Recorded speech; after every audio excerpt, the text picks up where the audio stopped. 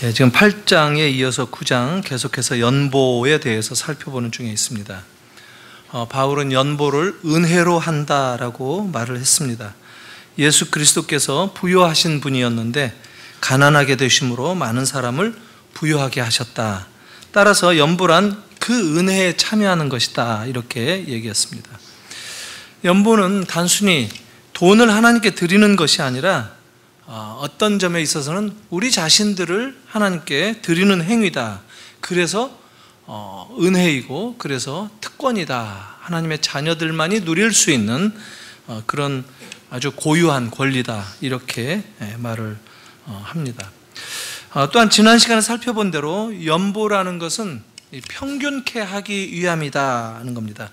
하향 평준화가 아니라 놀라운 은혜의 부요함에 참여하는 평균화다, 이렇게 말할 수 있겠습니다. 그런데 오늘 말씀은 바울이 연보를 미리 좀 잘 준비하라 하고 고린도 교회 성도들에게 얘기를 합니다. 고린도 교회 성도들에게 이 예루살렘 교회를 위한 구제 헌금을 준비하게 한 지가 1년 전이었던 것 같아요. 1년 전에 연보를 계획하면서 고린도 교회 사람들이 적극적으로 나섰던 것 같습니다. 그래서 바울이 그 사이에 마케도냐 교회도 다니고 하면서 야, 고린도 교회 성도들이 이렇게 연보를 한다고 한다 하고 자랑을 많이 한 것 같아요.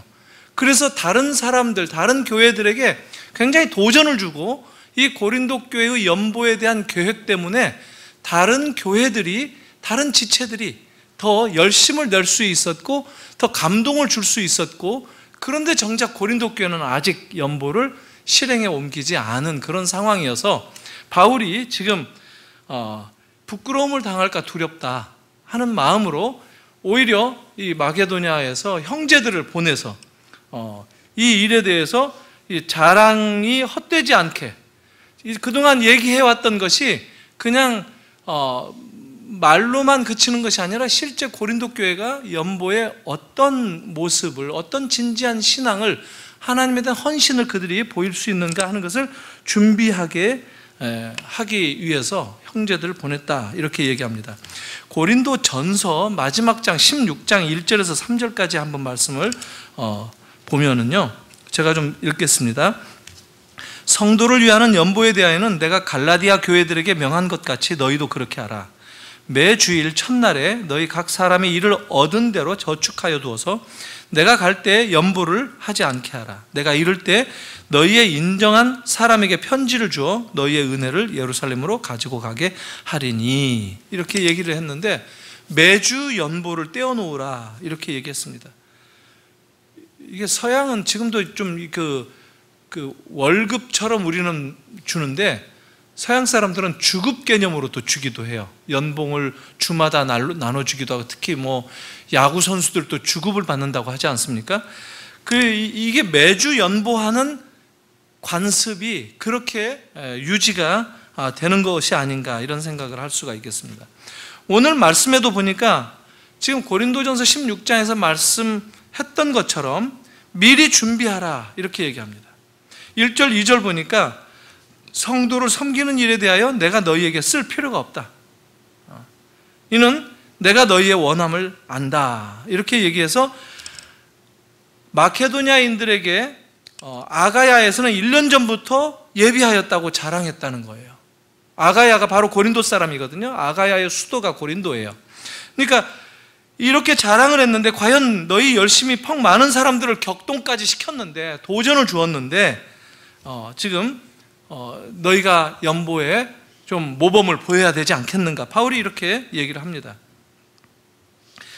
1년이 지나도록 연보 약속은 했지만 하지 않고 있었는데 구제한다라고 하는 소문만 떠들썩하게 났기 때문에 그 소문이 사실이라는 것을 입증할 필요가 있었다라는 것이 지금 바울의 입장입니다. 그러니까 바울은 마케도냐 사람들에게도 권면을, 고린도 교회 성도들을 예를 들면서 권면을 했었고, 또 이제 고린도 교회 성도들에게 다시 또 마케도냐가 이미 너희의 그 헌신을, 앞장선 헌신을 자랑했더니만 이렇게 먼저 실천에 옮겼다 하고 다시 또 역자극을 주고 있습니다.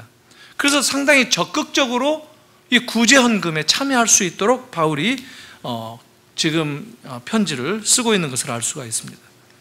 그러면서 이제 세 사람을 보내는데 3절 4절을 보니까 그런데 이 형제들을 보낸 것은 이 일에 너희를 위한 우리의 자랑이 헛되지 않고 내 말한 것 같이 준비하게 하려 합니다. 지난 시간에 살펴봤었죠. 디도와 더불어서 두 사람의 이름을 거명하지 않은 마게도냐 형제들을 같이 보낸다라고 얘기했습니다.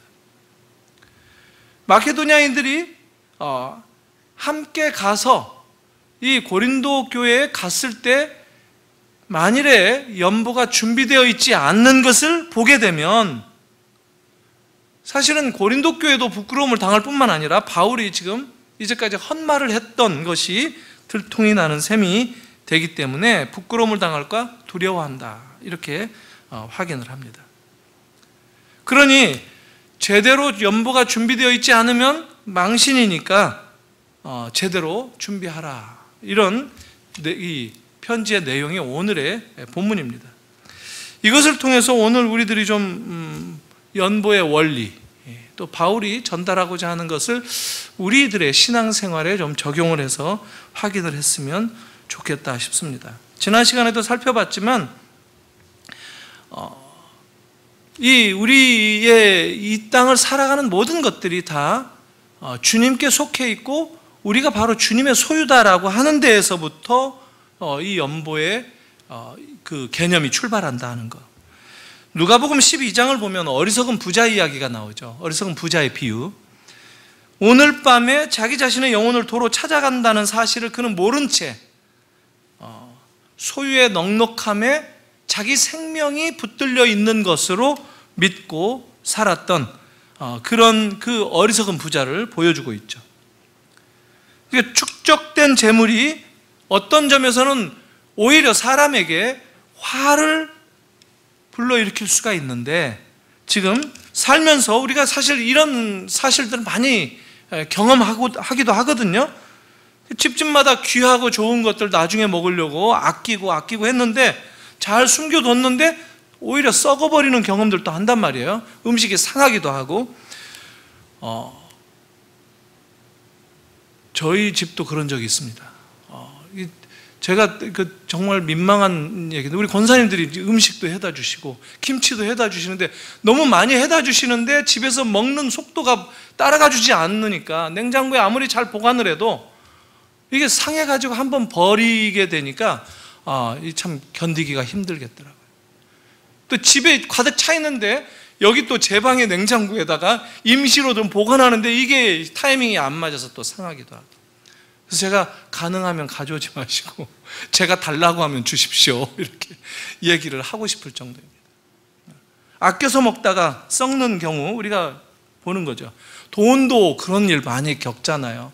정말 귀하게 아끼고 있는데 이거 그냥 어려운 거를 꼴을 못 봐서 정말 자식이라든가 아니면 이웃이라든가 이게 빌려줬는데 가서 오리무중에 빠지는 경우들은 얼마나 많이 있습니까? 밑 빠진 독에 물 붓기, 이런 경험들 우리가 한단 말이에요. 오히려 이스라엘 백성들은 그런 경험들을 했어요. 다 광야에서 만나를 통해서 그 경험을 다 했어요. 어떤 사람들은 만나를 좀 더 많이 걷어들여 가지고 욕심이 나니까, 사람들이 욕심 본능이에요. 그러니까 한 끼씩만 걷어가라, 하루 분량만 걷어가라고 그렇게 얘기를 했는데도 불구하고 조금 더 해서 내일 아침에, 좋게 얘기하면 아침거리가 아니라 밤참으로 먹어야지 했는지도 모르겠죠. 근데 이게 벌레가 먹고 썩어서 냄새가 났다라고 출애굽기 18장에 나옵니다. 그러니까 어떤 점에서는 나중에가 아니라 오늘 지금 일깨워야 될 것들이 많이 우리가 살면서 경험하는 내용입니다. 신앙적인 것은 미룰 수 있는 것이 아니라 오늘 깨달아서 오늘 적용하는 것이 매우 중요하다는 거예요. 그러니까 지금 바울은 연보만 미리 준비하는 것이 어떤 점에서는 참된 그 연보가 아니라 참된 신앙생활도 범사에 미리미리 준비하면서 살라고 하는 그런 그 뉘앙스가 함께 연보 미리 준비하라 하는 메시지 가운데 담겨 있다 하는 겁니다. 5절 말씀 보니까 약속한 연보를 미리 준비케 하도록 권면하는 것이 필요한 줄 생각하였다, 이렇게 얘기하죠. 이렇게 준비하여야 참 연보답고 억지가 아니니라. 미리 준비해야만 한다라는 거예요. 여기 그 연보라고 하는 단어 앞에 각주가 있는 성경이 있어요. 그 연보라는 말을 헬라어로 보면 복이다, 마카리오스라고 되어 있어요. 연보가 복이라는 거예요. 복, 축복이랍니다. 그리고 억지로라는 말, 그 단어에도 각주가 붙어 있는 성경이 있는데 밑에 보면 탐심이 억지로 한다. 이 탐심으로 번역이 된다고 얘기했습니다. 그러니까 미리 준비하지 않는 연보는 탐심으로 하는 연보가 될 수 있다는 것이에요. 세상에서 우리가 살 때 미래를 위해서 미리미리 저축도 하고 또 보험도 들고 하지 않습니까? 좋은 직장을 구하기 위해서 미리 스펙도 쌓기도 하고, 좋은 남편, 좋은 아내를 얻기 위해서 외모도 꾸미고 요리도 배우고 많이 하죠. 그런데 우리가 과연 하나님의 나라를 준비하면서 사는가라고 질문을 받는다면 어떤 대답을 할 수 있겠는가? 그것과 연결해 가지고 오늘 이 연보를 오늘 구체적인 우리 신앙생활 가운데 한번 좀 생각을 해봤으면 좋겠어요. 우리나라 사람들은 좀 이렇게 기분파들이 많죠. 연보를 하는 데 있어서도 이 기분이 나면 아주 큰 몫으로 그냥 연보를 하는 경향이 많이 있습니다. 사실 기분이 나면 온 국민이 다 일어나가지고 붉은 악마가 되기도 하는 그런 정서가 있죠. IMF 때는 우리 다 경험했지만 금 모으기 운동에 전 국민이 또 참여하지 않았습니까? 교회마다 이 부흥의 문화를 봐도 그 열기를 보면 대충 이런 그 감정적인 기분파, 이게 고스란히 반영됩니다. 그러니까 교회 건축을 한다든가 이럴 때 꼭 작정을 시키죠. 부흥회가 작정으로 연결하고 부흥회가 연보를 작정하는 것으로 기획된다 하는 그런 거죠. 아주 우리나라는 또 이 감정이 고조되고 그걸 쉽게 헌금으로 연결시키기 위한 그런 문화가 굉장히 익숙하다 보니까 이게 작정을 좋아하게 됩니다.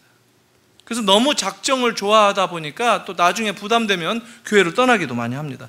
사실 전 세계에서 한국 교회의 성도들만큼 이 수평적인 교회 이동을 많이 하는 나라가 없답니다. 서울이라고 하는 이 도시, 이 컬처, 도시의 문화 자체가 그걸 그렇게 되어 있는 것 같아요. 이 목사들은 왜 작정을 시키냐면은 작정을 은근히 서원으로 연결해가지고 손해가 와도 하나님께 작정한 것은 갚으라고 자꾸 이렇게 압박받도록 자연스럽게 그러다 그렇게 가르치다 보니까 성도들 가운데는 의외로 많은 사람들이 울며 겨자 먹기식으로 억지로 하게 되는 경향이 많다는 거예요. 억지로, 성경은 억지로 하지 말라고 그러는데 우리는 어떻게 하다 보니까 억지가 되는 상황이 될 때가 많다는 거예요. 사실 이런 대목에서 속이 터져야 되는 겁니다. 근데 그런 거에 대해서 브레이크를 거는 성도들이나 이런 교회 문화가 또 우리나라는 없어요. 그냥 넘어가는 거예요. 마치 하나님을 저항하는 것 같은 느낌을 받기 때문에. 그런 연보는 성경이 말하는데 참된 연보라고 말할 수 없다라고 얘기합니다. 그래서 바울은 미리 준비하라라고 가르치는 겁니다. 신앙을 감격하고 울컥하는 기분으로 작정하지 말라는 거예요.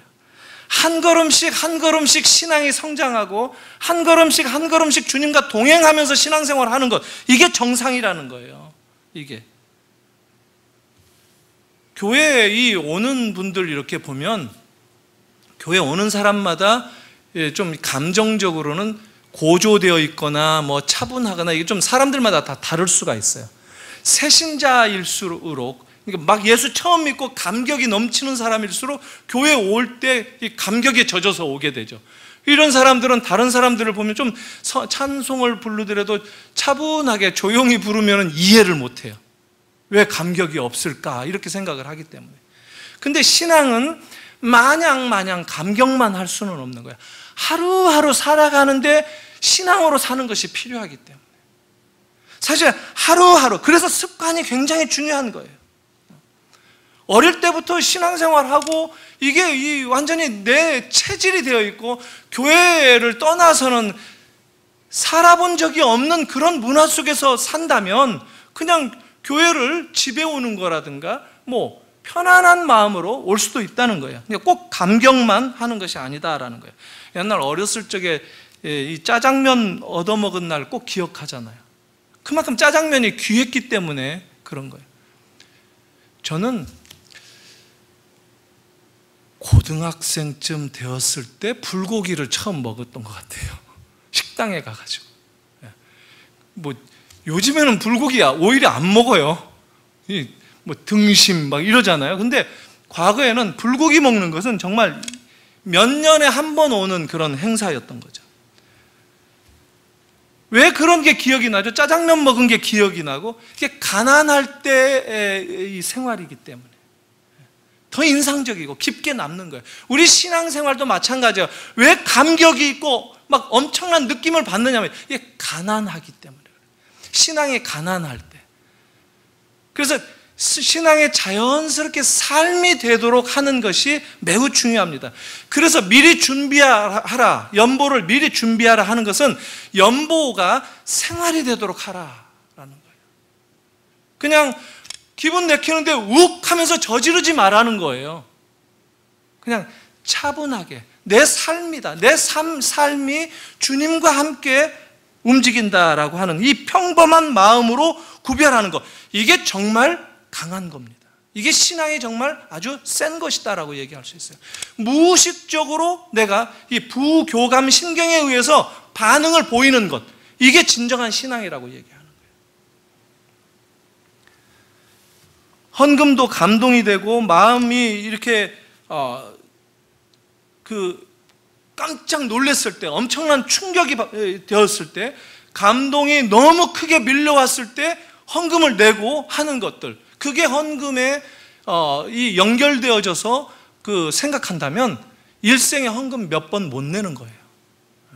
그렇지 않습니까?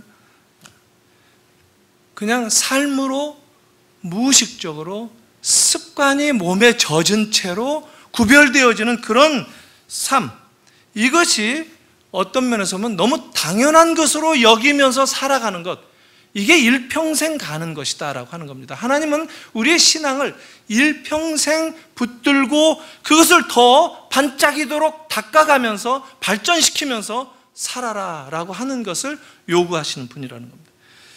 중앙우체국에 그 옆에 가보면 비석이 이렇게 있어요.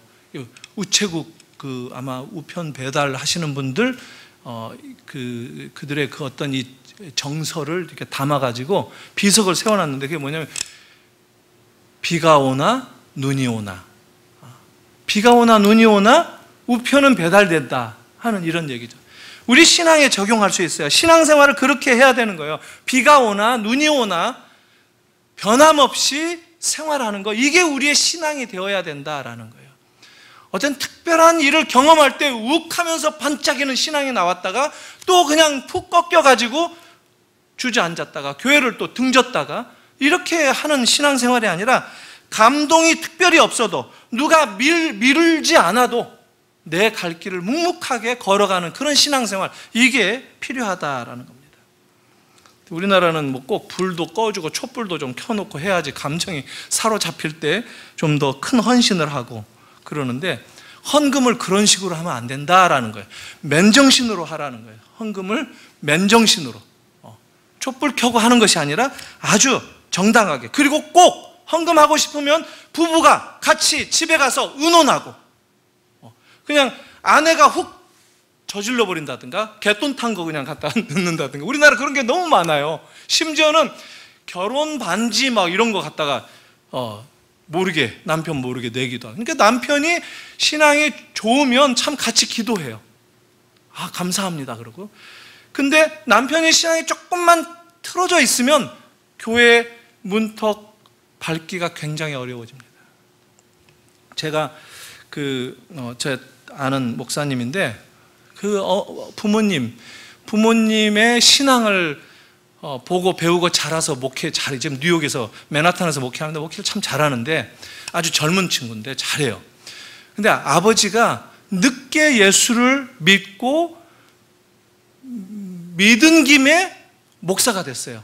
그래서 참 어렵게 고생하시다가 작년에 돌아가셨는데, 어렵게 시골에서 좀 이 개척교회 하고 이렇게 하시다가 사셨는데, 청년 때부터 이 어머니는 신앙이 좋았는데 아버지가 신앙이 없어서 늘 술 고래, 그리고 담배 쩔어서 생활하고 이렇게 살아서 교회에 오는 게 소원이었는데, 어머니 입장에서는 그래도 기적처럼 나이가 40대가 되어서 애들 이제 한참 커갈 때인데 40대가 됐는데 교회에 오게 된 거예요.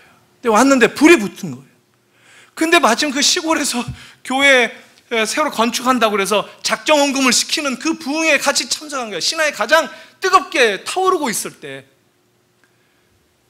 그런데 자기 500만 원인가 전세 살았다고 그래요.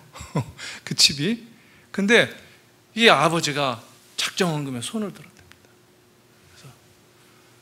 그래서 500만 원 헌금하겠습니다 하고 집 전세값 빼가지고 헌금을 하겠다고 이 얘기를 한 거예요.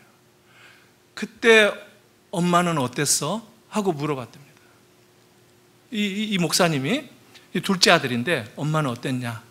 근데 엄마 입장에서는 이 평생 소원이잖아요. 이 남편이 교회 나오는 게 소원이었는데 믿어도 너무 잘 믿게 되었어요. 그래서 너무 뜨겁게 믿다가 보니까 집안이 다 거덜나고 이제는 길 밖으로 내앉게 되는 순간인데, 그 남편이 그렇게 헌신을 하니까 이 어머니가 할렐루야 그랬대요. 자기도 모르게. 그런 경우는 아주 극히 드문 경우입니다. 아주 예외적인. 그리고 길바닥으로 간 거예요. 고생 많이 했다는 거예요. 제가 지금 약간 알록달록하게 혼동스럽게 또 할렐루야 한 대목에서 잘했다라고 하는 것으로 해석할 수가 있는데, 그렇게 하지 말라는 거예요. 저는 그건 옳은 게 아니에요. 그렇게 하나님께 헌신하기로 하면 한 번 저지르면 그 다음에는 못 저지르는 거예요. 할래 할 수도 없고. 그러니까 부부가 같이 의논해야 돼요. 같이 솔직하게. 그러다가 또 싸우기도 하니까 의논을 안 하는 그런 또 경우도 있기도 해요. 근데 의논이 아주 필요합니다. 그리고 처음 할 수 있을 만큼 하는 게 필요합니다. 미리 준비하라는 것 속에 그게 들어가 있어요. 준비되어져야 된다는 게 적절해야 된다는 거예요. 과도하게 하지 말라는 거예요. 객기를 부리지 말라는 거예요. 아까 그 아버님 같은 경우는 좀 객기를 부리신 거죠. 그러니까 외국 이 서양 사람들은 이런 걸 또 좀 잘해요. 근데 우리 한국 그건 이 감정적으로 하는 게 어떤 데서 표가 나느냐면, 선교사들이 처음에 이제 선교 나가기 전에 파송받기 전에 이렇게 헌금을 해주고 이제 후원금을 이렇게 작정을 하고 도움을 청하는데, 교회마다 돕고 또 개인들한테 돕는데, 우리 한국은 분위기가 웬만하면 다 도와준다 해요. 근데 한 3개월에서 6개월 정도 지나가면 하나씩 둘씩 낙엽 떨어지듯이 떨어져 나간답니다. 그래서 이 선교사들이 지금은 어떤지 모르겠어요. 옛날에 80년대, 90년대 그런 일이 있었는데, 선교사들이 후원금이 한국에서부터 오면 쌀 사고 간장부터 샀대잖아요. 밥은 먹어야 되니까. 언제 떨어질지 모르는 거예요. 근데 처음에 많이 했기 때문에 부담이 되는 거예요. 처음부터. 근데 이 서양 사람들은 무슨 후원을 한다 그러면 10불씩 1년 하겠다. 그리고 평생 합니다. 그리고 형편이 좋아지면 그걸 늘려나가는 거예요. 근데 우리는 처음에 많이 하겠다 하고 100불 하겠다 하고 한 6, 7개월 하다가 주지 않는 경우가 많이 있다는 거예요. 이 어느 쪽이 바람직한가? 사실 우리는 작은 쪽에서부터 시작하는 게 훨씬 더 균형이 있고 바람직하다고 얘기할 수 있습니다. 헌금은 왜 그러느냐면 미리 준비해야 된다. 다른 말로 말하면 아까도 말씀드렸지만 이게 우리의 삶의 당연한 것으로 자연스러움으로 배워야 된다는 거예요. 그러기 위해서는 이 일상적으로 반응해도 큰 문제가 없을 정도로, 다른 말로 말하면 어떤 일이 생겨도 하나님께 드려진 인생으로 우리가 사느냐 하는 것을 붙잡아야 된다는 거예요. 그게 헌금 생활을 통해서 나타나야 된다는 겁니다. 그리고 또 왜 미리 준비해야 되는가? 마음을 담으라는 거예요. 정성을 담으라는 겁니다. 그리고 이 헌금이 쓰여지는 것, 사용되는 것, 지금 이 고린도 교회 맥락에서는 구제 헌금이죠. 예루살렘 교회에 구제를 하는데 헌금을 할 때는 그 헌금이 사용되어지는 그 목적을 생각하면서 하라는 거예요. 헌금을 드리는 내 쪽에서의 어떤 이 생색이 아니라 헌금의 용처를 봐가면서 헌금이 준비되어져야 된다.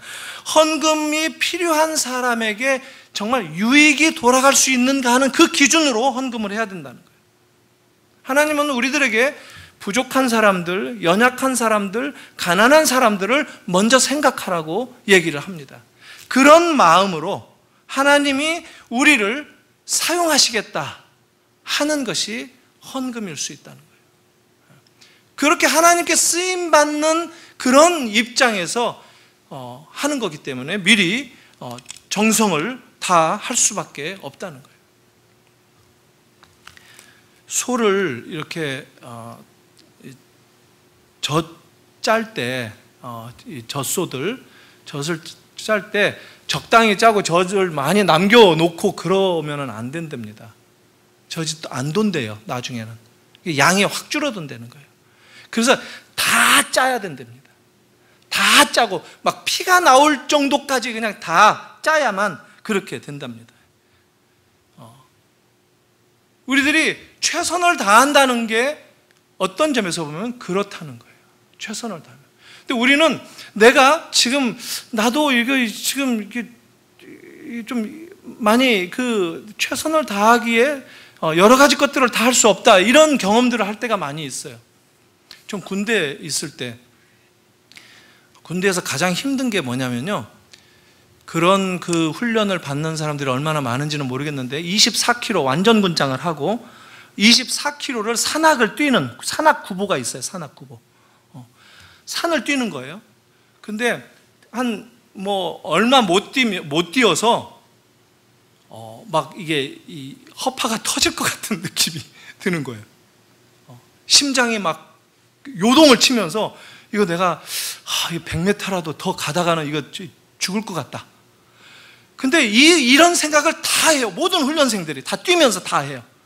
근데 그 가운데 제일 먼저 쓰러지는 친구가 하나 있어요. 그럼 어떤 일이 벌어지느냐면 쓰러지면은 조교들이 우르르 달라들어서 그냥 완전히 밟아가지고 다시는 그런 일을 상상도 못하도록 그냥 아예 해가지고 거의 땅에 묻어버리고 그냥 계속 뛰는 거예요. 그 광경을 보는 순간 이 허파가 터질 것 같은 그 순간에 맞아서 죽는 것보다는 허파 터져서 죽는 게 더 낫다 하고 계속 뛰게 돼요. 그럼 끝까지 완주도 해요. 우리 삶 속에서 우리가 이것도 내가 할 수 있고 저것도 할 수 있다라고 생각하지 못할 때 의외로 우리가 감당할 수 있는 것들이 생각보다 많이 있습니다. 우리의 시각과 안목을 바꾼다면. 그런 점에 있어서 우리가 우리 자신들을 너무 이 나로부터 생각하기보다는 항상 필요를 먼저 생각해서 나를 돌아보는 것이 아주 중요하다는 거예요. 신앙생활에 있어서 이건 헌금의 문제만이 아니라 신앙생활에 있어서 이런 기준이 매우 중요하다 하는 겁니다. 우리의 삶의 문제가, 우리의 정체성의 문제가 내가 누구인가, 내가 하나님께 부름받고 있고 하나님께서 나를 만들어 가시고 기뻐하시는 그 삶을 내가 살아간다라고 할 때 이런 기준이 필요하다라는 겁니다. 내가 먼저 낮아지고 내가 무릎 꿇고 내가 헌신하고 내가 주님 앞에 서는 것, 이런 것들을 먼저 선택하는 것. 저는 그 청년 때 수영을 따로 못 배웠는데요. 청년 때 수영장 가면 어떻게 놀았느냐면, 수영장 이만하죠. 이만한데 이게 잠수해가지고 수영을 하는 훈련을 많이 했어요. 잠수해서 뭐 누가 얼마나 오래 가는가 한번 찍고 다시 왔다가 다시 가는 정도, 반 정도까지가 기록인데, 그런 정도까지 갔다가 와서 다시 가는 정도까지 가려면, 숨을 참으려면 물도 한 모금 먹어야 돼요. 이렇게 이제 하는데 이 물 속에 가라앉는 것이 굉장히 힘듭니다. 이 사람 몸이 뜨게 되어 있어가지고 물을 이렇게 가라앉게 하는 이런 훈련이 얼마나 힘든지 몰라요. 그래서 이 물속에서 계속 숨을 참아야 되고 이렇게 가게 되고 할 때 그러니까 참을 때까지 참다가 일어서라 라고 하면은 사실 가지도 못해요. 25m, 보통 뭐 국제규격은 50m인데 보통 25m죠. 25m 정도까지도 못 가요. 그래서 보면 대충 가다가 일어서면은 그게 많이 참는 건데, 이거를 끝까지 그냥 단순히 숨이 찰 때까지 참다가 일어서라, 나와라 라고 하지 않고 그냥 갔다가 와야 된다, 찍고 올 때까지 숨을 쉬면 안 된다 라고 목표를 정해주잖아요. 그러면 갔다가 옵니다. 무슨 얘기냐면, 우리 신앙생활을 할 때 우리들이 목표 없이 신앙생활을 하는 거하고 목표를 정해놓고 신앙생활을 하는 거하고 차이가 많아진다라는 거예요. 신앙생활이 쉽지는 않습니다. 어떤 면에서 보면 끊임없이 이렇게 이 부력을 느끼고 물속에서 이렇게 떠오를 수밖에 없는 그런 상황일 수 있는데, 우리가 이 목적지까지는 견디면서 바로 주님께서 설계한 삶이 무엇인가 하는 것을 먼저 생각하는 그런 자리로 가는 것이 매우 필요하다라는 겁니다. 고린도 교회 성도들을 통해서 바울이 강조하고자 했던 것, 어떤 점에서 보면 약속했던 것을 이행하라라는 것을 얘기하는 것 같지만, 이런 신앙생활, 이런 삶을 통해서 하나님의 백성인 것을 증거하면서 살았으면 좋겠다라는 취지였습니다. 그러니까 헌금의 양에 초점이 있는 것이 아니라 우리가 어떤 자로 살아야 되는가에 초점이 있었다는 거예요. 하나님은 우리를 원하시는 것이지 우리가 하는 일보다도 나 자신을 원하신다라는 것을 다시 한번 확인하셔서 여러분들의 삶 가운데 이런 우선순위와 또 이런 중요한 내 자신의 헌신, 그 방향성, 이런 핵심을 놓치지 않고 신앙생활을 경주하는 여러분들이 되기를 바랍니다. 하루 이틀이 아니라 여러분들의 살아가는 일평생 동안, 그리고 이렇게 살아서 진정한 복을 경험한 이 감사한 은혜의 경험들을 자녀들에게 실증적으로 보여주면서 할 말이 있는 인생으로 하나님 앞에 가는 것, 이것을 위해서 바울이 이 말씀들을 교회에 당부한 것이 아닌가 생각합니다. 오늘 우리 교회도 이렇게 준비된 신앙생활, 그리고 감정이 아니라 우리가 하나님의 소유다라고 하는 근본적인 우리의 정체가 무엇인지를 돌아보면서 하나님 앞에 서는 그런 자세로 신앙생활을 하는, 그런 가운데 연보도 하고 가난한 자들을 돌아보고 또 우리 교회의 지체들을 위해서 헌신하고 봉사하고 하는 여러분들이 되시기를 바랍니다. 같이 기도하겠습니다.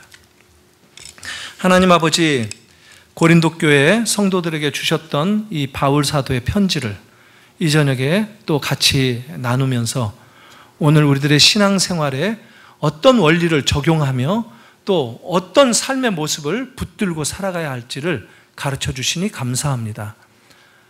고린도 교회가 1년 전에 약속했던 그 연보가 아직도 실행되고 있지 않는 그 점을 사도 바울이 참 권면하면서 단순히 돈을 내어 모아서 그 돈으로 너희의 이름으로 이런 일을 하라 하는 그런 차원이 아니라 정성을 다해야 하며 이것이 하나님의 사람들, 하나님의 자녀들이 복을 받는 비결이며 은혜에 참여하는 수단인 것을 함께 말하면서 정중하게 준비하고 또 준비된 마음으로 정성을 다하여 참여할 것을 권면하는 이 바울의 음성을 오늘 저녁 저희들도 듣기를 원합니다.